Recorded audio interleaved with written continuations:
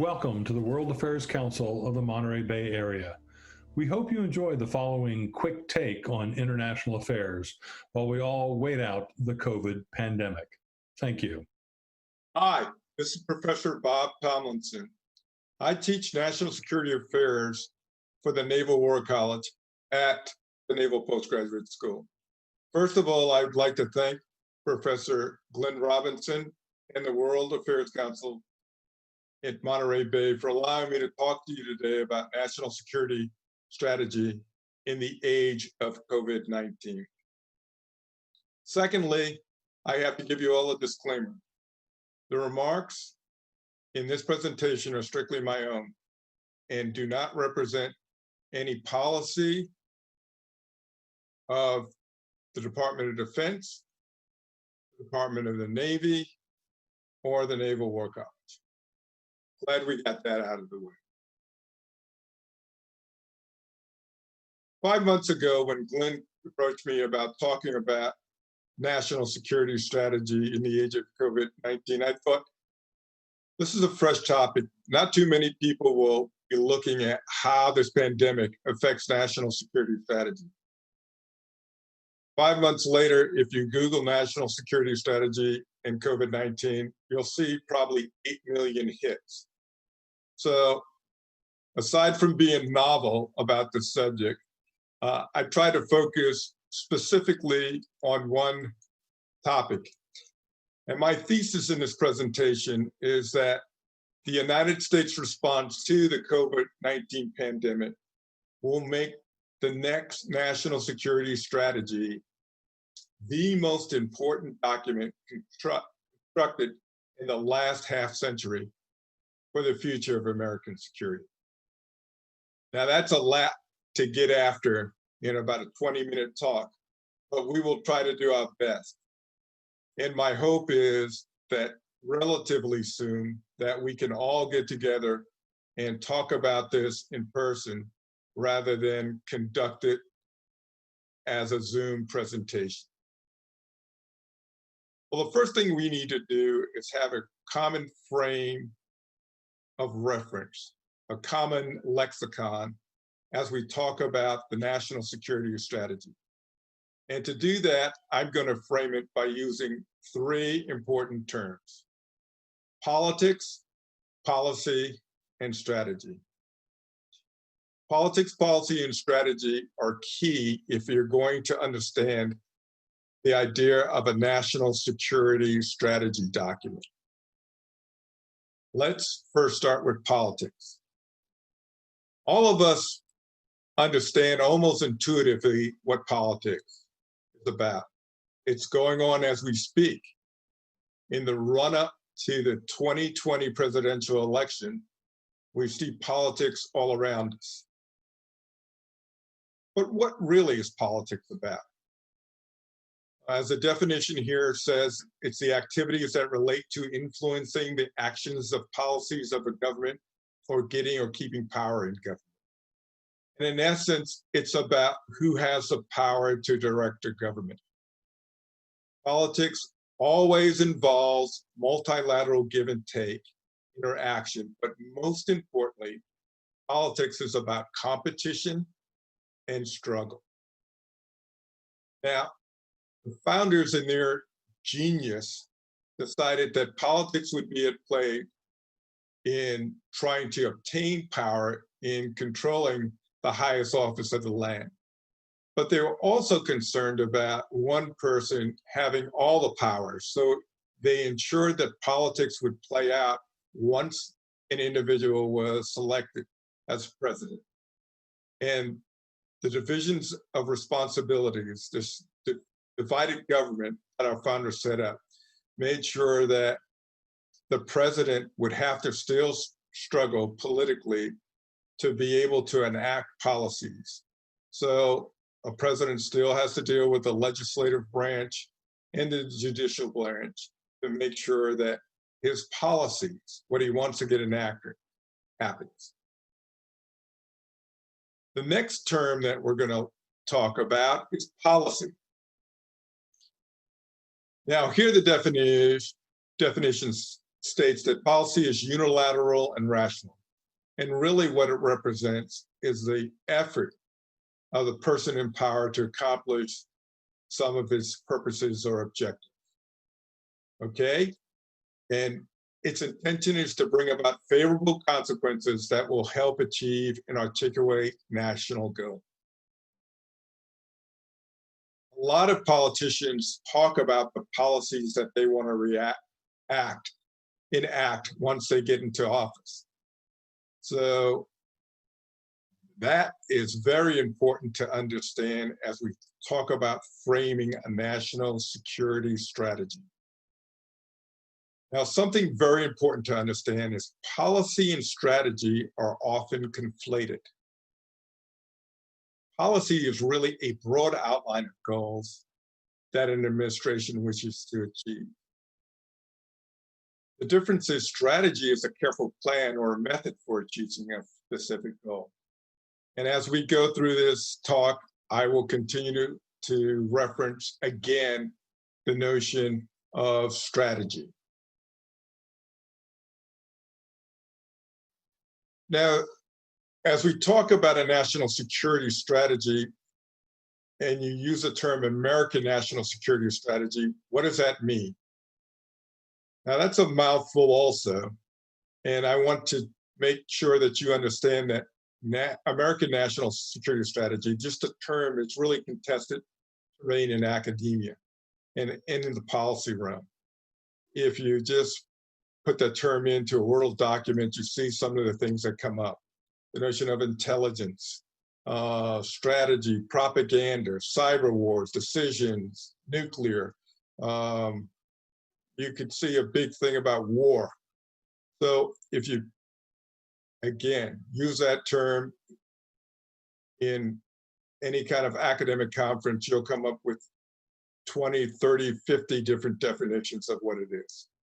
But for our talk today, I've decided to quell that and put us on common ground and use the term that one of my colleagues at the Naval War College, Kim Holmes, talks about. Really, national security is a safekeeping of the nation as a whole. And in its highest order of business, again, it's the protection of the nation and its people from attack and other external dangers. And so when we think about national security, I want you to keep that in mind. Now, there's something else when we talk about national security strategy that we should keep in mind, and this idea of a grand strategy or a grand policy. So again, I'll go back to some definitions. Grand strategy or grand policy is really the art and science of developing and employing instruments of national power in a synchronized and integrated fashion to achieve objectives. And as my colleague Hal Brand says, the intellectual architecture that gives form and structure to foreign policy, it is a purposeful and coherent set of ideas about what a nation seeks to accomplish in the world and how it should go about doing it. Okay, again, these are broad goals that the grand strategists or the policymakers think about in how to achieve national security strategy. And they're done by employing instruments of national power, which is what I'll talk about now.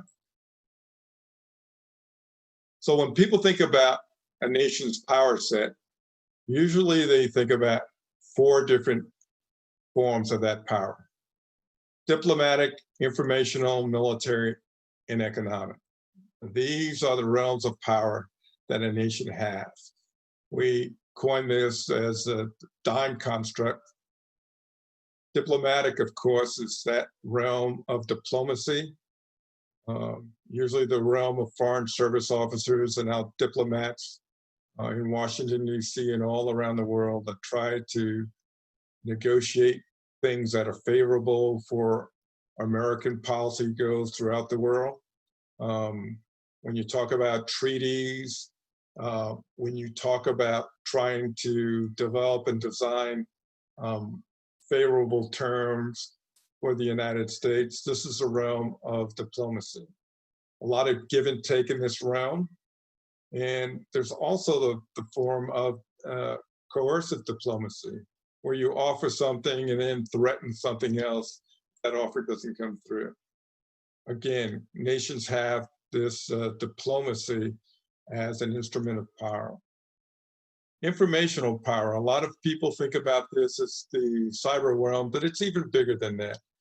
Informational power is how we convey the importance of who we are as a nation to the rest of the world. And it happens in many forms.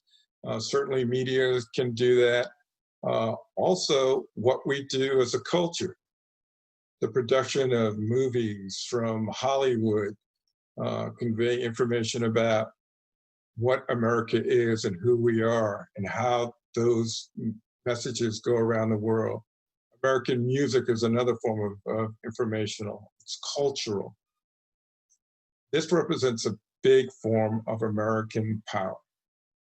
Military power is probably the most tangible of the instruments of national power, and the one that most Americans think about when they think about national security.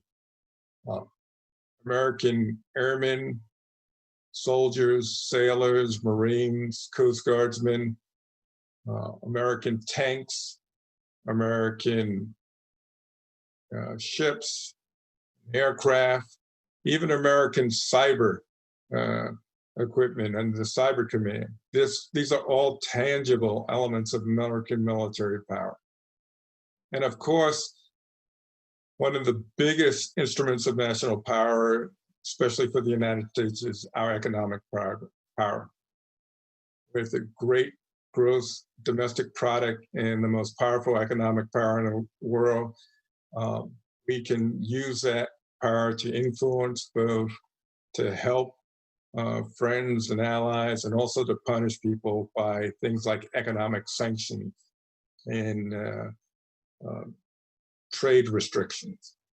So these are the four major things that are instruments of national power. Doctrinally now, if you study this and use the terms in both government, there are three more items that they now hold as instruments of national power, although I think they can fit into this time construct. But just so you know, one of them is financial. We have a lot of financial power that could fit in the economic, but giving people access to the worldwide financial system gives us power. The other one is intelligence. How we gain intelligence is also an instrument of power. And the last one is law enforcement. How we use legal means and law enforcement to control the rule of law, and not only domestically, but around the world, to help other law enforcement agencies to help in the rule of law around the world.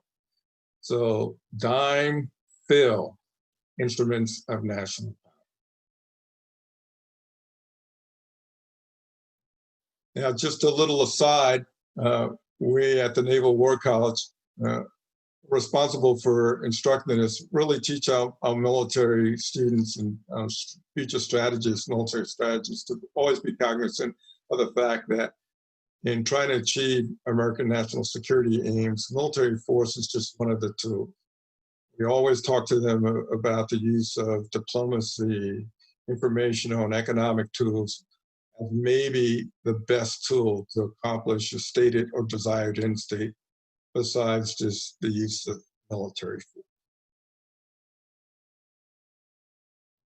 Now let's go and talk about strategy.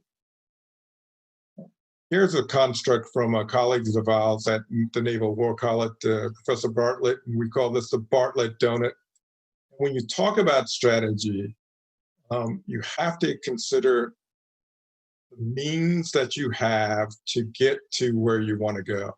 Policy can talk about end states, but oftentimes policy doesn't cover or discuss the means that you have to get there. So military people always struggle with this. And this is something that we spend a lot of time talking about, that you have to be able to take a policy and put it into a strategy that includes means and that considers possibility of resource constraints and the security environment that is out there, because you will never act in a vacuum. Other things will always be out there in the security environment that affect what end state you want to go to.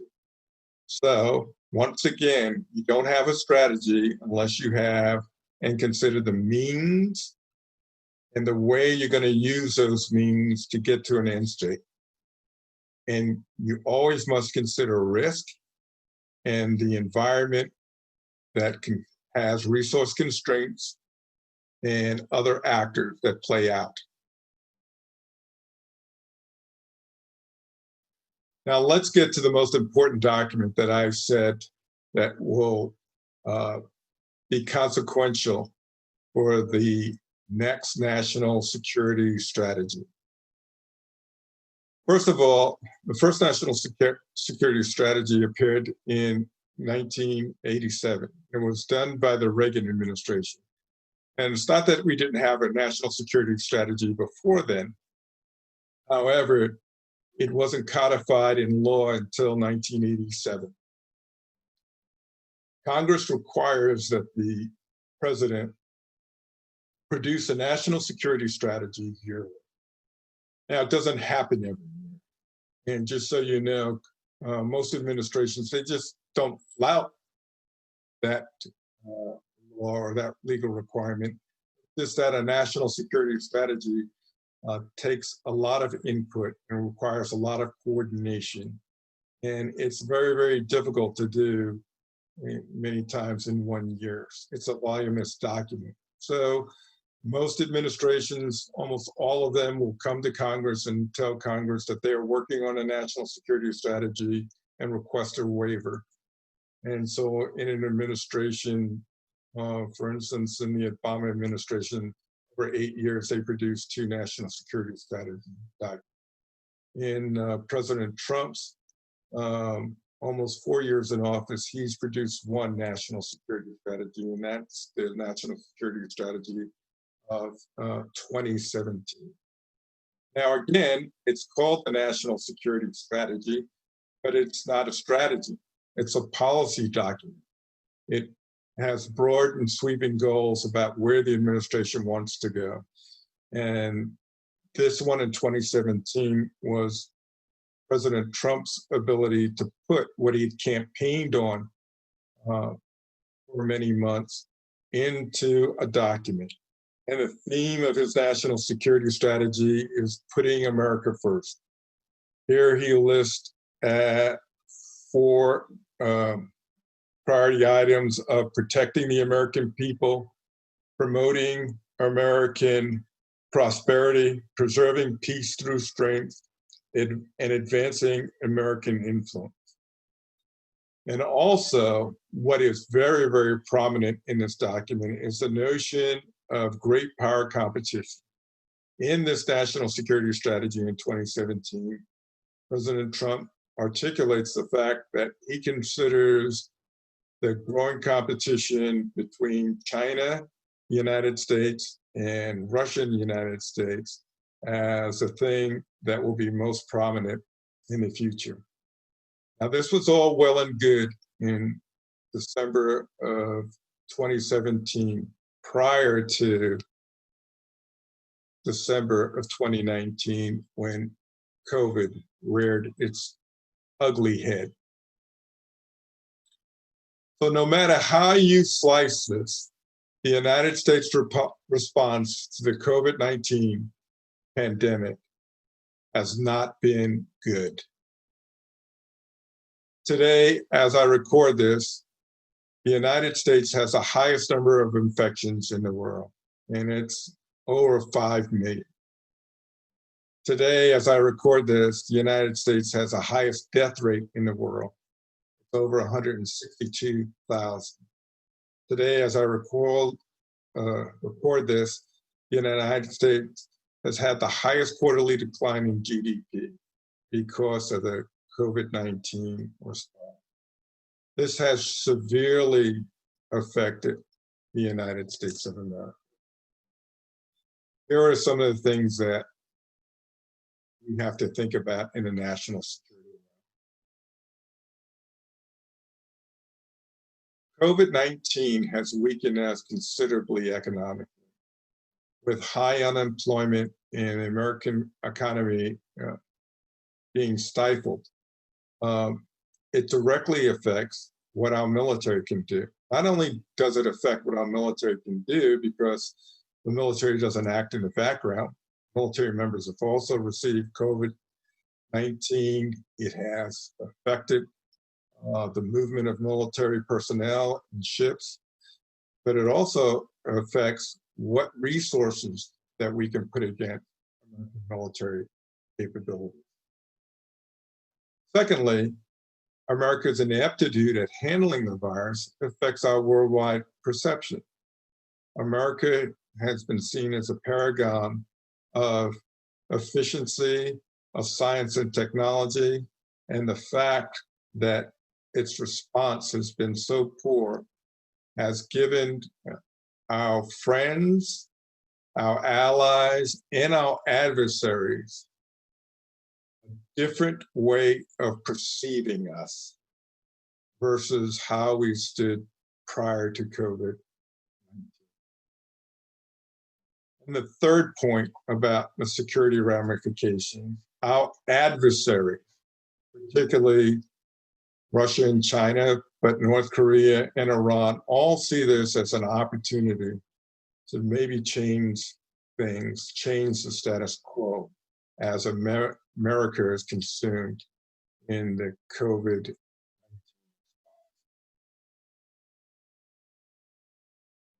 Now, what should the new national security strategy look like? As I said before, whoever wins the next presidential election, whether it is President Trump or Vice President Biden, they will have to produce a new national security strategy. And in doing so, I think the theme should be back to basics. In elementary school, we always say that the most important things are the basics: reading, writing, and arithmetic. Okay, here, the three basic R's are rebuild, recommit, and rebalance. What does that look like? Rebuild. America's economic success is the underpinning of our military strength. And so, as we have suffered through an economic downturn, as we have suffered through economic devastation from COVID-19, we must focus on turning that around. And that has had all kinds of ramifications for us. Now, the tendency will be for some to say that we can turn our economy around by rebuilding our military.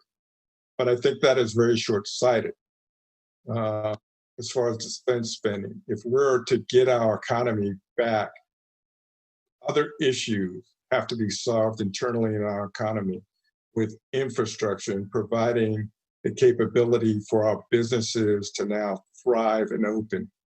Military spending won't do all of that. We have to resist the temptation for major increases in defense spending. And that will be tough as China and Russia take advantage of our weakened position and try to reposition ourselves. We'll have a lot of calls for spending extra in the military domain. We should resist that.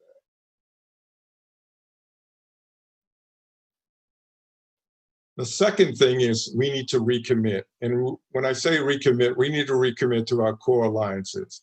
The Trump administration did a good job of calling out some of the weakness of our NATO allies in spending. They agreed to 2% of gross domestic product on military expenditures. However, that friction between the Trump administration and our NATO allies has severely weakened our position within the alliance, so much so that some NATO members are unsure whether we're totally committed to that alliance. We need to ensure that our NATO members understand that although we can have these disputes, that the United States will always commit to this alliance, and it is our premier alliance in the world. So recommit to NATO. Secondly, we need to recommit to these 5 national defense treaties we have. And binational, we have independent defense treaties with Japan, Korea, the Philippines, Thailand, and Australia. We need to make sure all those countries understand that we stand by those defense commitments, and this will act as a hedge against an expansionist China. The third thing we need to do is to rebalance. We should, again, focus on the Western Hemisphere and assure our neighbors in Canada and Mexico that we are committed to that relationship and those alliances. We should even build on those alliances, trying to bring Mexico into a firmer partnership with the United States. We must ensure free and open Indo-Pacific. And this will be a little bit costly in defense, but as we rebuild those alliances and understand that countries like Thailand and the Philippines and Japan are closely in line with us, that will help us build this free and open Indo-Pacific. And again, we need to deter a revenge in Russia, Europe. At the time of this taping, it's particularly important as we see turmoil in Russia's neighbor, Belarus. And we want to make sure that Russia doesn't commit any bad activity in that area. To be able to deter that, rebuilding our alliance with NATO will be very, very helpful. Some other regional policies. In the Middle East, we have spent 20 years, great blood and treasure in that area. And my thinking is the new national security strategy should state that we will rebalance that effort. And as John Mersheimer, the great IR theorist, puts out, we should act as an offshore balancer. The 3 most prominent nations in that region are Turkey, Israel, and Iran. Turkey and Israel are countries we have treaty and alliances with. Iran, we should make sure that they don't become a bad actor.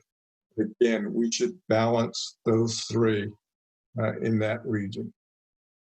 In Africa, Africa offers a potential for more economic development and more trade opportunities for the United States as it continues to grow. So we should support economic growth of the continent and help to provide security assistance to counter some of the malign influence of China and Russia in that region.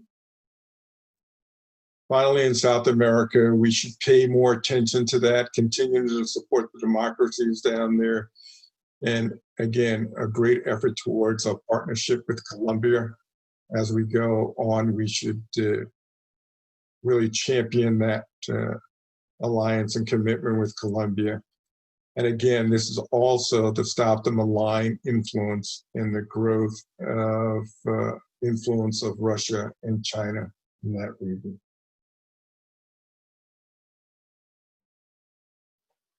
If we do those things, if we articulate this clear policy, the 3 R's, I think that will help us to make better choices in the near future. Okay, but if we don't clearly articulate this to both our friends, allies, and our adversaries, this can lead to some bad strategic choices. We are not the same country as we were prior to COVID-19. That's because of the enormous amount of resources that we have had to expend and how other nations perceive us in the world. So this is definitely tied to our national security. And limiting our American policy ambitions now will give us room for better strategic options. Clausewitz used terms of culminating point, and a lot of people mistake that as being able to just stop and that you're done forever. But really, Clausewitz says this is where you spend the time and the effort to retool, to gain more power, to go forward. And so I would imagine this new national security strategy is really a kind of culminating point for America as it gains more power to go forward in the future. So in conclusion, I'd like to say that the COVID-19 response has left the US in a more difficult strategic position. How we articulate our new national security strategy, which is really a policy, that's what I put there, is vital. It tells people how the United States is going to act in the future. And I think the key are the 3 R's that I have already talked about to our strategic future: to recommit, to rebalance, and to rebuild. And failure to do that, I think, can add to strategic miscalculation and lead to possible disaster. So I hope that this talk has helped, giving you something to think about. And once again, thank you for allowing me to talk to you about this. And I hope one day soon we can all get together, sit around a table and talk about this. Best wishes, and hope to see you all in person sometime soon.